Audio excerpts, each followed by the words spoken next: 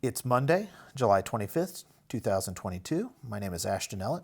I'm here in historic Madison, Georgia, with a Russell Oral History documentary interview with Mrs. Christine Lambert.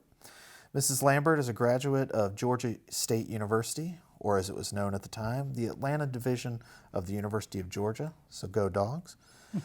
She has been deeply involved with a number of civic organizations, such as the Madison Morgan County Chamber of Commerce Foundation, Georgia Historical Society, State Botanical Garden of Georgia, National Trust for Historic Preservation, Georgia Trust for Historic Preservation, the Morgan County Historical Society, and the Madison Morgan Cultural Center.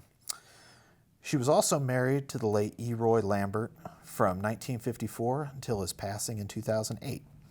Mr. Lambert represented Madison and Morgan County in the state senate from 1955 to 1956, and again from 1961 to 1962. Such was the quirks of the county unit system days. He later served in the Georgia House of Representatives from 1963 until his retirement from elective office in 1985. Mrs. Lambert, thank you so much for hosting us here in your beautiful historic home. Hilltop, I believe, is the name. Thank you for being here. Well, we wouldn't miss it, and we really appreciate the opportunity. So I was wondering, if we could begin, tell me a little bit about your childhood and your upbringing. Where were you born, and how did you get here? I was born on October the 5th, 1929. Go figure. I'm old.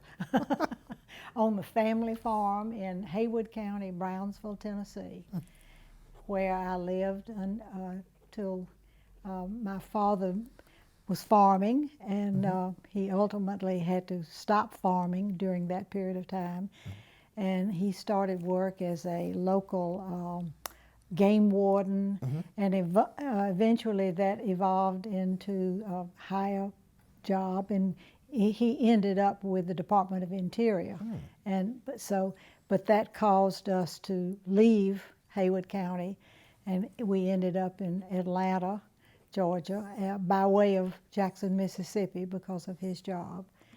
And I started school in Brownsville, but then I went to I finished high school in Atlanta. I was in the last graduating class at Girls High in 1947. And then I attended the Atlanta Division, University of Georgia, and graduated in 1951. And that particular year, we had more graduates than they had on the campus in Athens. I believe it. That's what I've been told, yeah. So when you moved to Atlanta, where did you settle in Atlanta? What neighborhood or We area? were in the northeast area, and I don't know that it had a specific name. It was near Morningside, Okay. But not quite out that way. And Okay. I'm not sure it had a name. It was Park Drive, and the street ran right into Piedmont Park. Okay. Across. Okay. So Yeah. I know exactly Yeah. whereabouts. Right. So your family, you moved around. I assume your father stopped farming due to the depression and the farm depression and everything. So were they, although he was working for the Department of Interior, there's the Hatch Act, obviously, but Oh, yeah. was your father, your mother and father politically active or involved or anything like that? Well, they probably not real active. I can remember some phone calls coming into the house asking my parents about political things. Estes Kefauver, who was from Tennessee, and so there was sort of a connection there, but I can remember my father saying that he couldn't really get involved in all that. His father had been sheriff of Haywood County, so they had been, I mean, he knew how to do politics. He knew what he was doing. Right. So you said you went to the Atlanta Division. Is that because you just wanted to stick close to home, or? Well, I kept thinking every year I might transfer to Athens, but I had a lot of interest in some fellas at Georgia Tech, and I thought, if I go, why would I go to Athens when I really like to come home to Atlanta to go to some tech things? So that sort of kept me there. And what did you study while you were in college? I have a degree in merchandising, or I can't even remember. It's merchandising or Is that something like merchandise marketing? Yeah, and because I was working, I started working when I was in high school at what was then Davison Paxson. It was a beautiful department store right in downtown Atlanta. And so I sort of thought that, and I worked there. I started, I guess, when I was 16, whenever you could start working. Right. And I was in high school, and I continued on. I worked there all the time I was in college. And so I had visions of going into their executive training program, or whatever it was called at the time. Right. But I didn't do that. I ended up went to work for Delta Airlines. How did that come about? So this is 50. Let's see, 51. I Okay. graduated in 1951. So this is sort of the dawn of passenger Oh yeah. Oh, it was air travel. a very glamorous job, everybody thought.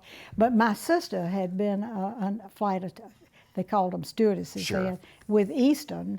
And Right. so along in April, when I was getting ready to graduate in June, I drove myself out to the airport and went into the Eastern employment office and filled out an application. And the guy said, well, don't call me, I'll call you. And I was driving out and I thought, oh, that's Delta. I believe I'll just go in there and apply. And I did. And I was hired on the spot. And John Sutton was the person's name. And he asked me, we negotiated when I could start. Well, I wanted to go to the beach for a while right after I graduated. But anyway, he was very nice about it, and we set the date for me to start in June after graduation, after I'd been to the beach. Yeah, Robert and I fly quite a bit, for this job. Oh, and I know our experience with air travel, but what was air travel like back when you started? Well, as I say, it was looked upon as a glamorous job, and I guess it was. But I mean, I had to wear high heels and stockings and gloves until you got on the plane. If you were in the terminal working your way out, you had to have on gloves.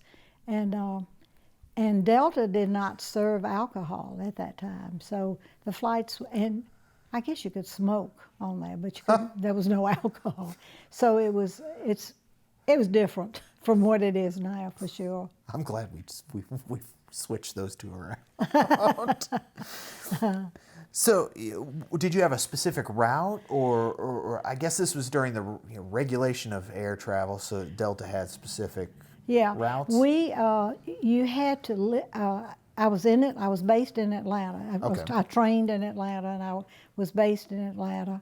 And you had to live within a certain distance. I lived in Hateville. I had to move across town, and several girls and I shared a house out there because they didn't have cell phones then. You had to be able to get right to the airport should you get a call, because I was I didn't have an assigned route. I had no seniority. So anyway, that was fun.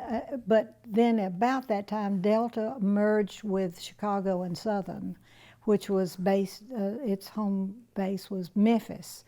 And I got a call one day, and I was being sent to Memphis.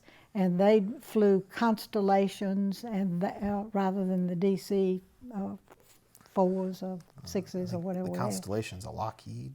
Lockheed and all of the stewardesses wore green outfits, and they were unionized, and Delta was not. And the question of unionization was coming up. Had to have a vote. Mm-hmm. Anyway, they weren't nice to us girls in our little blue uniforms. And but anyway, I spent part of that time in Memphis, and I don't know whether you've ever spent any time in Memphis in July. We were there in June, I believe. It was muggy. You got it. And but anyway, we were living in a boarding house in Memphis. Those of us who had been sent up there, and I got a phone call one day and from the Atlanta people who said, "Do you want to spend the rest of the summer in Memphis, or do you want to go to Dallas?" And I hollered around. I said, "Y'all, where you want to go to Dallas, or you want to stay here?" We're going to Dallas. So we. It's a dry heat in Dallas. Yeah. So we got in my car and we drove to Dallas. We were in July the 4th. We were in Dallas. I remember that. So. And how long were you in Dallas for? I was trying to remember the other day, but the good part about it was that my flights were from Dallas to Atlanta.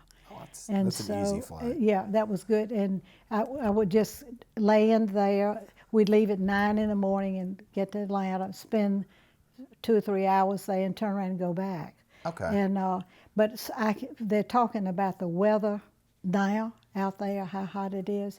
And I can remember leaving there at 9 o'clock in the morning, and it would already be over 100 degrees. Oof. It was hot. Was that Love Field that you were flying Love, out of? and sometimes we went to to Fort Worth, and just a little hop and skip. So, what brought you back to Georgia full time? I wanted back, and so. Me, she says. Yeah. So I mean, I wanted to get back, and so I don't know how the shuffling happened, but anyway, I got transferred back to Atlanta finally. And what year would that have been? It was let's see, I started in 54, 55. I started in 51. It would have been 53, maybe 1953. So you were talking about how you were interested in all these Georgia Tech guys. if I have it correct, Mr. Lambert was a University of Georgia graduate. Tell me how you two met. I heard it was a blind date. That's all I know. Yeah. Right after I went to work for Delta in that summer, soon after that, a couple of Georgia co-eds came to work there, and we got to be really good friends. And on one occasion, they said, this is back when people used to double date and triple date. Sure. And so anyway, they came to me and said, wanted to know if I would go with this guy to a dance in Covington, Georgia. Mm-hmm. And that the Glenn Miller, the Tex Beneke Orchestra, I don't know whether y'all remember that, but anyway, the big band was going to be playing at the Elks Club there. So I said, sure. So this was several weeks ahead of time. And along the way, I said, what's this guy's name? And they said, Zeke. Zeke. And I thought, oh, man, that is such a country name. And but anyway, they said his real name is Roy, but they call him Zeke at school. So anyway, then time came for the date, and they said there's something else we need to tell you. Said he's hard of hearing, and I said, well, what about a dance? And they said, well, he's a real good dancer. Said, people have hearing problems. They feel the beat of the music and all. So we practiced how loudly I was supposed to talk. So they came by and picked me. I was the last one to be picked up, and so he came in the house and he talked really loud, and I thought, man, he is deaf. So anyway, we got in the car and went along, and first something I said, he was in the front seat, and he said, what? And somebody punched me and said, louder. So I hollered at him all night long, and he was hollering at me, and it turned out they had told him I was deaf. And I assume he was not deaf. No, he was not.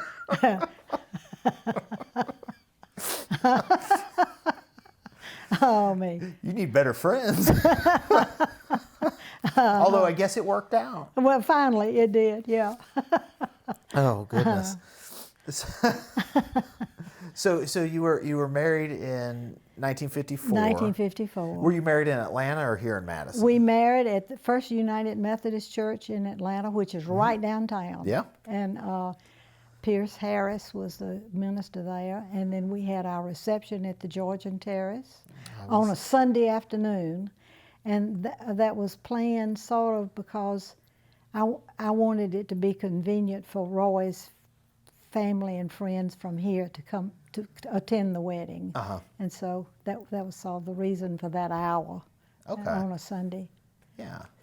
So So I was just well, I stayed right next door to the Georgian Terrace, but went to a play at the Fox. Oh so, yeah, it's still it's. It's hopping. I know. I've been in back there a time or two for just what you just did. I've had eaten a meal in that dining room. So you were married in Atlanta, but I assume you decided to settle back here in Madison. Well, there was no question about that. So we married on May the 16th, which was a Sunday, and it turned out, Roy, let me back up. We were engaged. He came to Atlanta on Valentine's Day not Valentine's night that year to ask my daddy for me. And so we were engaged, and soon after that, I guess he gave me a ring, but I wasn't supposed to say anything at all. We had to keep it, he wanted me to be quiet about it because he had just announced that he was going to run for the state senate. And that should have been a clue to me right then of where his priorities were. And anyway, so on his way to Atlanta to get married, it was the last day of qualifying time, and he went through went to Rutledge, the little town up the road, and stopped for gas. And somebody at the gas station said, "Did you know that James Hollis, the mayor of Rutledge, has just qualified to run against you?" So we married, and all he could think about was getting back here to start politicking.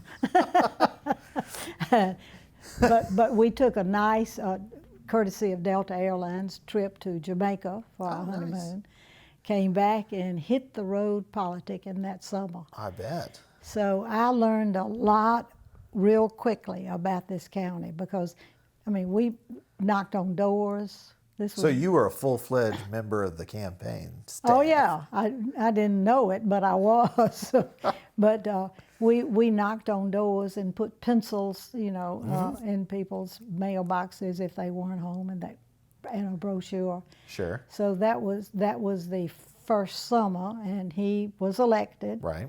And then we went on through the fall. In January, then he left, started going to Atlanta, to the legislature. So what was it like moving, you said you got to know the county really well. What was it like moving from, East Midtown Atlanta to Madison, Georgia? My roots in Brownsville, Tennessee, that was one thing that attracted me to this whole thing, because Madison reminds me so much of Brownsville, and I have a lot of cousins who are lawyers, and they're family members, and I still, until just recently, I still had a farm up there. Okay. And so, and I've always gone back and forth. Before I married, we went every Christmas, and we spent the summers up there. Sure. So it was not all that, size-wise, for the towns, it was not all that big of a transition. Okay. I felt at home. So the Lamberts, tell me about the Lamberts and that family, and Roy's family. His parents married.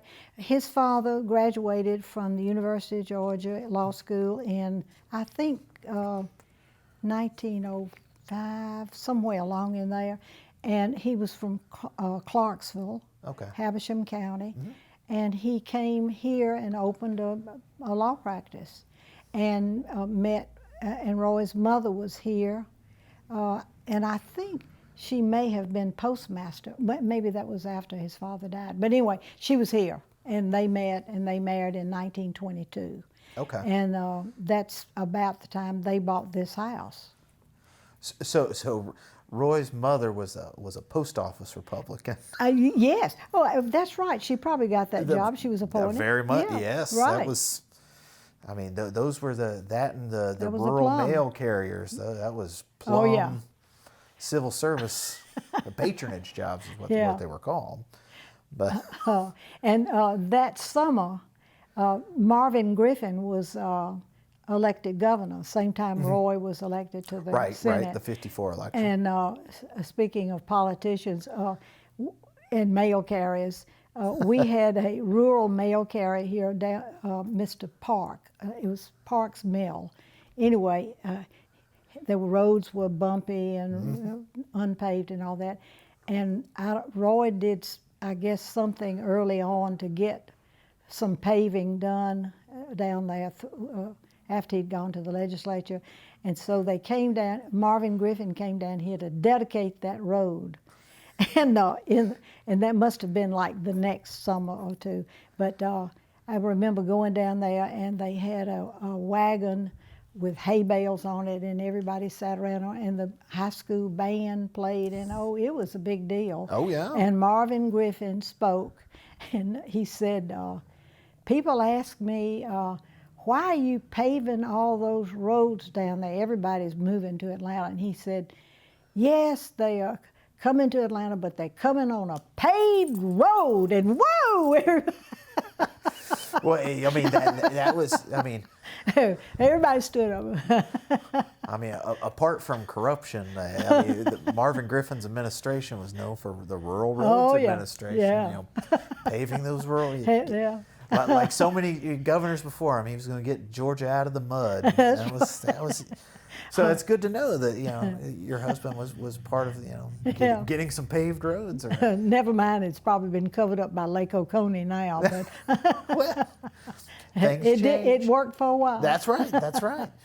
So you were talking about when he go to Atlanta. Did he commute from Madison, or did he just stay at Henry Grady Hotel? Oh yeah, it was the Henry Grady. It was. Yeah, he stayed at the Henry Grady, and at the end of the summer, I'd been coasting along, politicking with him, and suddenly he decided I needed to get a job, and so okay. It just happened that. That's my clock. Hey. Happened that the school here needed a teacher, and I needed a job, so I taught 5th grade. So he went off to Atlanta, and I went to the schoolhouse. So I mean, at that time you didn't need to have an education. Well, I had a degree, you had a college but degree, not in education. So I got what was called an emergency provisional certificate, I guess. And and there were 2 sections of the 5th grade, which I was hired to teach. Ooh. And there baptism by fire. Woo! But they were they were good then. 10-year-olds are sweet, but at that time they loved their teacher, and that was nice. But there were 2 sections of the 5th grade, and Mrs. Underwood taught the other section, and everybody in town wanted their kid to be in Miss Underwood's class, and I don't blame them. But so they went. There was a lot of traffic with the school board getting their kids out of my room into the other. No. But anyway, I was teaching school, and he went back and forth to Atlanta, and we lived right down the street from here in a little apartment with no central heat. And he bought what I learned was a warm morning. Have you ever heard of that kind of stove? No. Well, anyway, he assured me that long in September, October, you start a fire in your warm morning, and if you just feed it along, it doesn't go out till next spring. I mean, so anyway. That is not the truth. I was like, wow, that sounds pretty great. That is not the truth. That's a bill of goods, huh? So he went off in January and left me with the warm morning there, and I'd go teach school all day long, come home and the fire'd be out.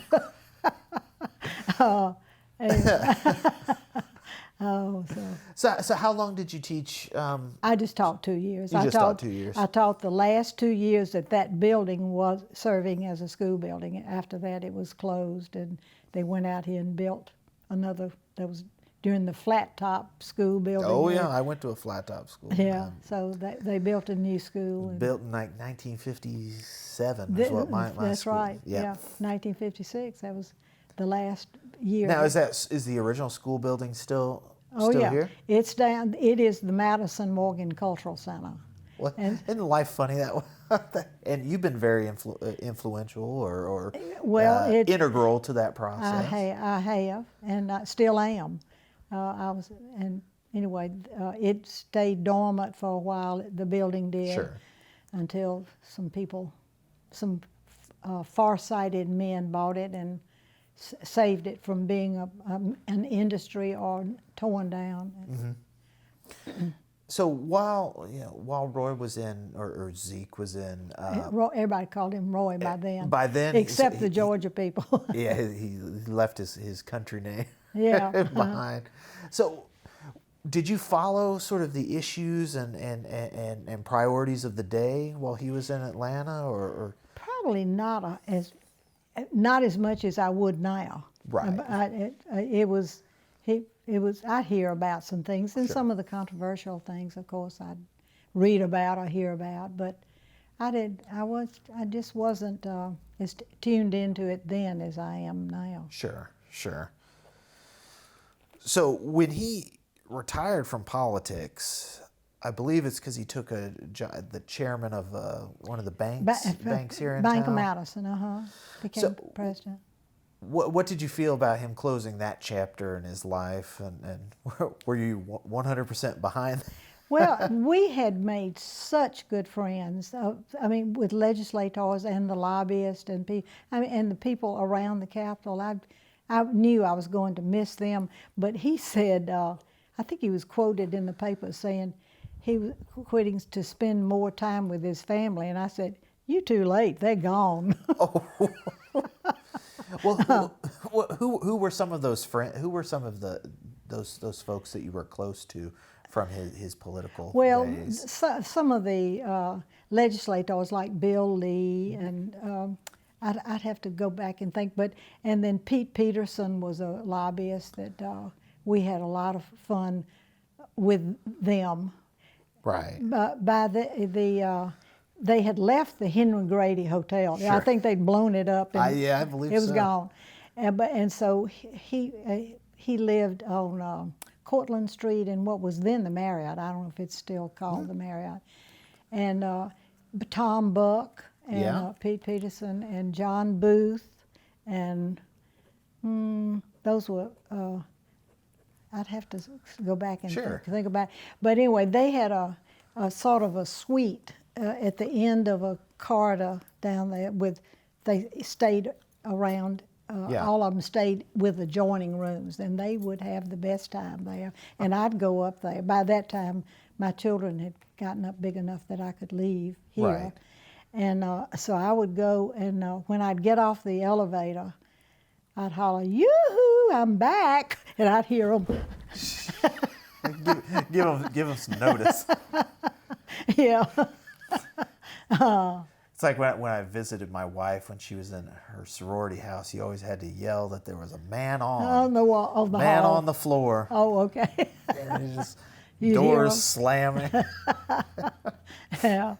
So, do you remember, you talked about politicking and campaigning, that first campaign in '54, but do you remember, serving that long, you don't usually get many challengers after a while. Do you remember any campaigns that stuck out as particularly either difficult or really interesting that you and Roy were involved in? Well, he had James Hollis was the first go-round, and then they did reapportionment at some point and combined Greene County with Morgan County, which threw him and Alan Roper against Alan Roper was the representative from there.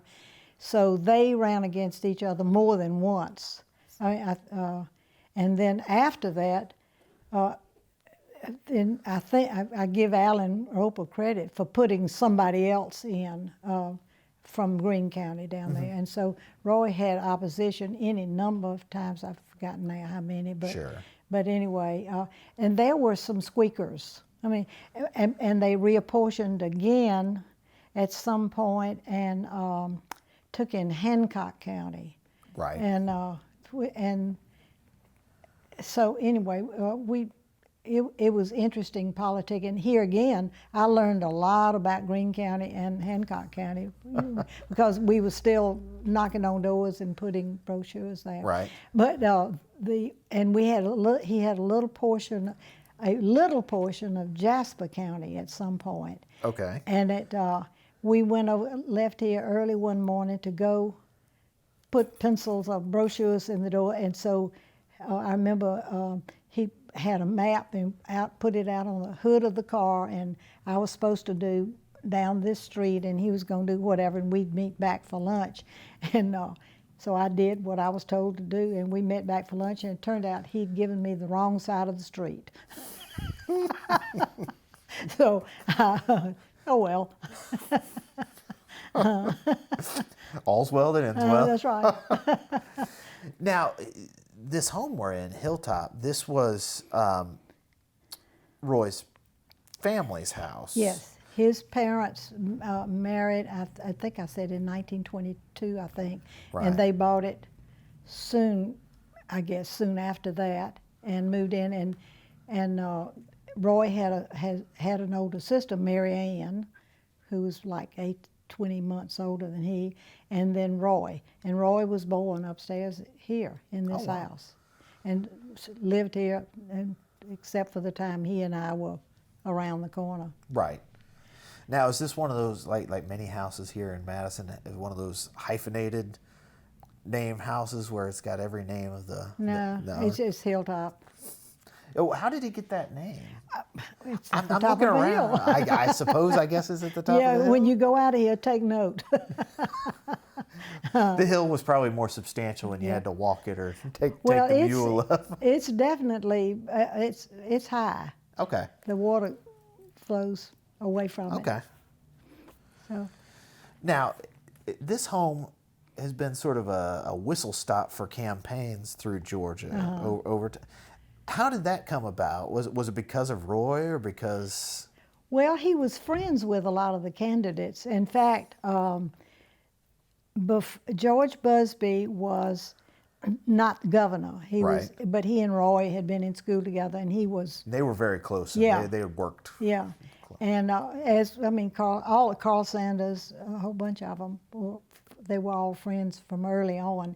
But George and Mary Beth would come here, and George, they were from Albany, right? And he would fly his own airplane to the Atlanta airport and have a car. He kept a car there, and to keep people from stealing it, he had painted this car just awful colors so that it stood out. I'd never heard that story. And one time they came here, I guess before a Georgia football game. We had a brunch or something, and he came in that car. And I had a lot to say about how ugly that car was. And anyway, then he went on to run for governor. And elections are always on Tuesday, and at that time, Kiwanis met on Tuesday night, and Roy never missed a Kiwanis meeting. And so the election returns came in, and George called here and wanted to speak to Roy, and I told him he was at Kiwanis, and he said that he had won. And I said, well, you can park out front now if you want to. Because before I'd ask him, if you're coming in that car, park in the back. So what was when Busby was campaigning, did he have a campaign event here? I don't remember. He could have. I don't remember. I think it was Glenn Eskew, Professor Eskew. Yes. Was the one telling me that the front steps, there have been lots of politicians make speechify from the front steps. We'd gather a crowd to hear what they had to say. Yeah. Now, did Jimmy Carter? Did he campaign Jimmy through was here? in and out of here. Yeah. In fact, he was in Madison I think he was the Kiwanis program, and he announced that he and Rosalind were going to have a baby, and he said, Rosalind is going to kill me for telling that. That they were I don't think they had announced it yet. So that would be Amy. Okay. Amy Carter. Amy Carter. Now, you said that you are more politically attuned these days. What did you mean by that? Have you campaigned for individuals, supported individuals publicly, or what made you get involved in politics after Roy stepped away? Well, it more and more it has become more interesting to me. I wish I could go back and take an 8th grade civics class. I just would love to be reminded of some of the mechanics of how things work. But it used to be a joke that I never have overtly done a lot of campaigning for anyone. The most I would say is to put a yard sign out or something like that. And I have, every Christmas I do the Democratic Party Christmas party here. Okay. Nearly every year. And local committee. And but it got to be a joke back before Roy died. He would put, it was when one of those elections where when they could only serve one term, who was it who turned around, and was it Carl Sanders? It was, yeah. And then, okay, but we finally got the reputation, if you want to know who not to vote for, look at the sign in the Lambert's yard, because we never did pick a winner in those things. When I think we did not win. Carl did not win that election. Not in 1970. That was I forgot. Jimmy Carter won in 1970. Okay. Yeah. Well, anyway, and Jimmy Carter was here, and he's a friend. He was a friend. He and Rosalind used to come to town. Right. And they were good friends of the Penningtons, Brooks and yes, Jackie very Pennington. very close. Yeah. The Pennington seed. Yes. It was. So are there any specific issues that sort of get you energized, or are you just a loyal Democrat, straight ticket, top to bottom? Well, most of the things that I hear, I like that they do. I mean, right. I like climate change and gun control and birth control and just nearly every issue that I hear about now. Right. I like. Now, the politics of Morgan County and Madison, of course, Roy was a Democrat, as were vast majority of folks in Morgan County. But that's changed over time. Oh, yes. I assume your Democratic Christmas parties have gotten a little smaller than they probably used to be, or maybe they're growing again. I don't know. I don't know what the enrollment of the Democratic Party is. I guess I'm a member, but anyway, I don't participate locally, other than to have the Christmas party here. And so at the top of the interview, I listed off a whole bunch of civic organizations that you've devoted your time and energy and everything to. Is there any one of those that stick out as just really near and dear to your heart about something that you've devoted? And of course, I don't want you to shortchange anybody. One of the most interesting appointments that I had was on the, and I'm not sure you mentioned it, but it's not all that important, but I was on the board at Georgia College and State University. Okay, Milledgeville. And I was asked to chair the Mansion Committee. And have y'all ever been to the old Governor's Mansion? Oh, yeah. Okay. Well, anyway, I was there when some restoration was started. Okay.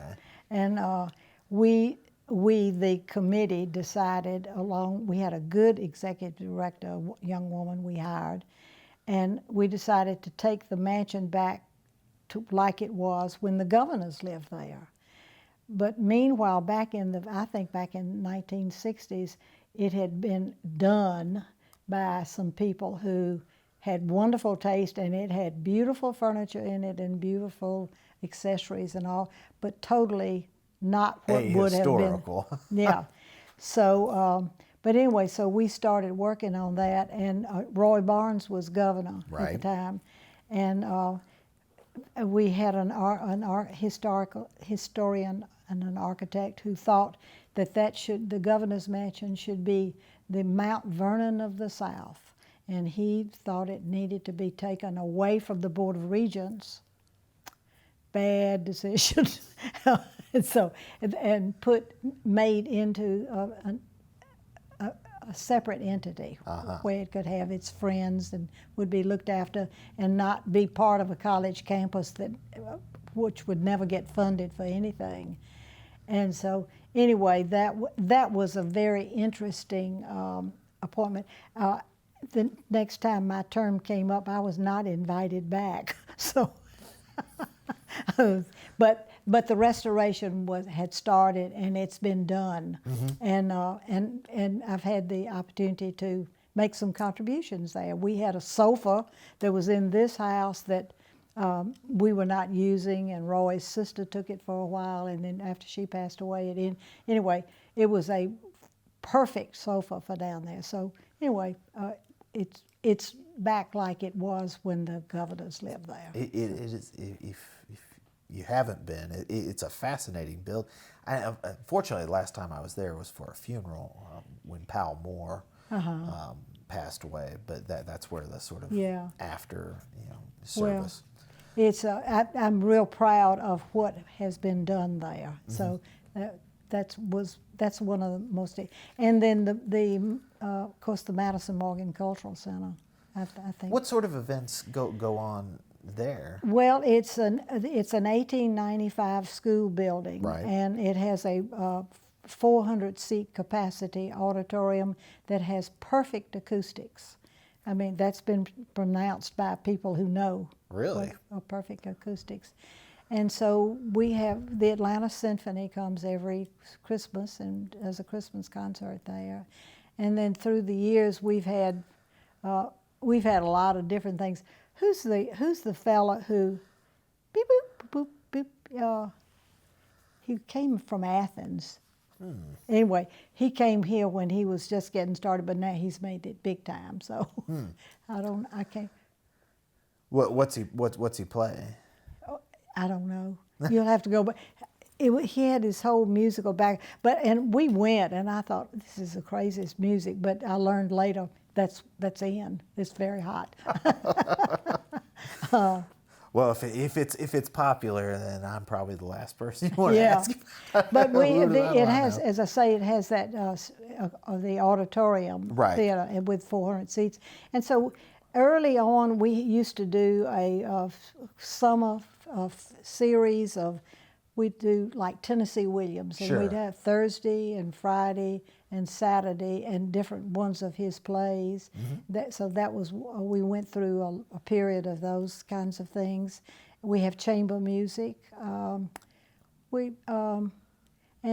do you know who Balsam Range is?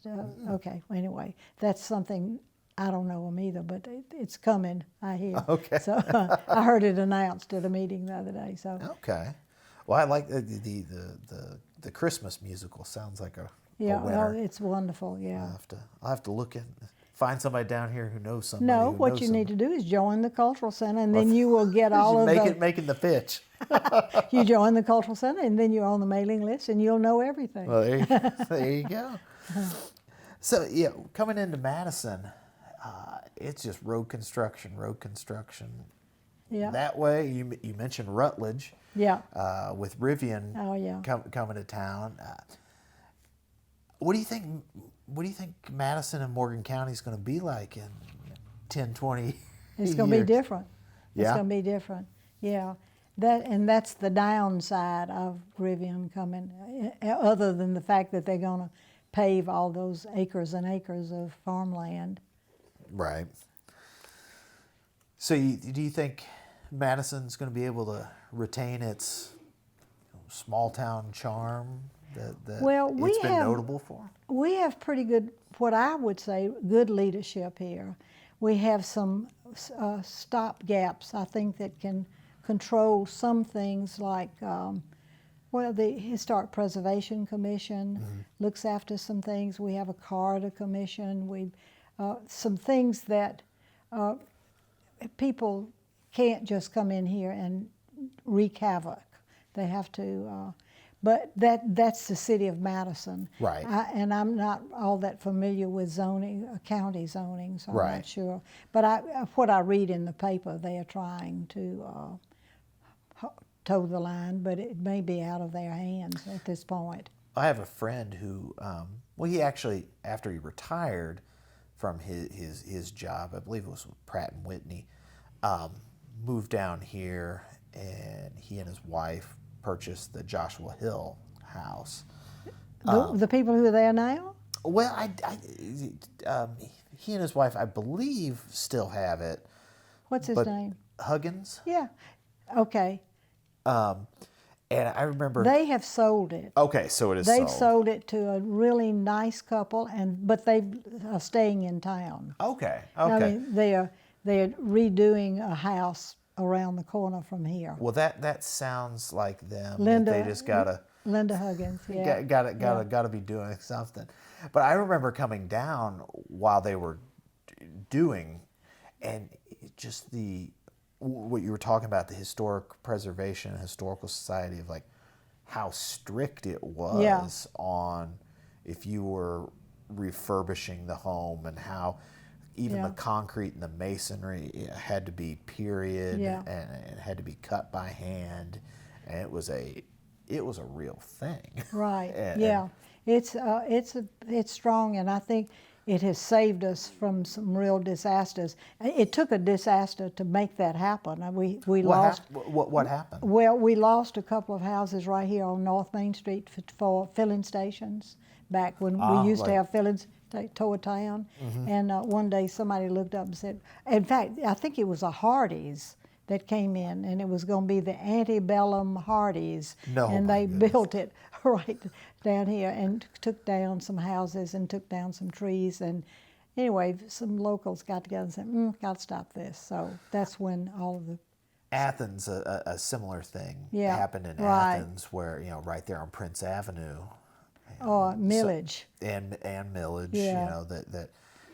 and this is not to slight anybody who works there, but it was tearing down a lot of stuff to throw up the Wendy's here, Cap and D, Yeah. But as was the time, obviously. But yeah, Madison's always been a very fascinating town. Well, it's been interesting to watch the census things that the growth of counties that are joining us. I mean, they would grow and grow and grow, and people would comment, "Oh, that's Morgan County. It hadn't grown much." Well, we are particular. Well, let's see if that trend continues in the next 1 or 2. Yeah. It's going to change. I mean, sure. Atlanta just keeps morphing out. Yeah. The metropolitan area just gets bigger and bigger every 10 years. But I think we've done a lot of things that are right. With the school system, for instance, we've been able to maintain, instead of having, at one point there was going to be a school in Rutledge because somebody had that idea, but we've been able to maintain it. It's all on one campus here. Oh, wow. And it's new and a wonderful school, from what I understand. I mean, Right. I have a friend who teaches French at the high school. and they're even teaching Latin out there now. Who knew? Latin came back. Yeah, Who it's knew? back. Yeah, it just goes to show everything comes back in That's style right, eventually. Well, Mrs. Lambert, is there anything else you'd like to record for posterity? Let's see if for I the can. folks at the Russell Library. I don't think there's much I could tell them of any value. Well, I don't know about that. I can't think of anything. I mean, I know some stories about Roy, but about me, not. Not going to tell you. No, I understand completely. We'll wait till the camera's turned off, then you can tell all the story. Okay. Well, thank you so much. Well, I thank y'all. Well, this has been a beautiful trip down. The weather's beautiful. It could be a little less muggy, but Yeah. And other than that, Yeah. You head south, you're gonna really head to. Yeah, oh yeah, we'll be begging for this weather by Yeah. the end of the week. Well, I love these rains. I'm telling you that my irrigation system has gotten a real rest here. So. I know my hydrangeas at home Yeah. appreciate it. Yeah. I appreciate not having to water them Really, yeah. every day, twice a day. But Yeah. Well, anyway, I'm tickled that y'all are here, and I'm tickled that we have that library over there that's protecting everything, and I have some other stuff I'm going to send that way. And we're the very proud home of the Christine D. Lambert papers and the E. Roy Lambert papers, which He used to come home. He always came home for lunch, and I would tell him, "Somebody called this morning, and they want your papers." What papers? we get that a lot. Yeah, he had no idea, nor did I at the time. I didn't know what they were talking about. Sure. I didn't think of him as being in that category, really. So, but he's in good company. Yes, ma'am. I enjoyed the library. Well, thank you so much, and thank we'll you. have to have you up sometime. Thank you. You've seen the new facility. I've been Okay, down. perfect. I've been 3 stories down. You're part of the VIP club. Oh. I didn't know. Well, thank you again so You're much, so welcome. and really do appreciate it on behalf of the Russell Library. Thanks for spending this morning with us.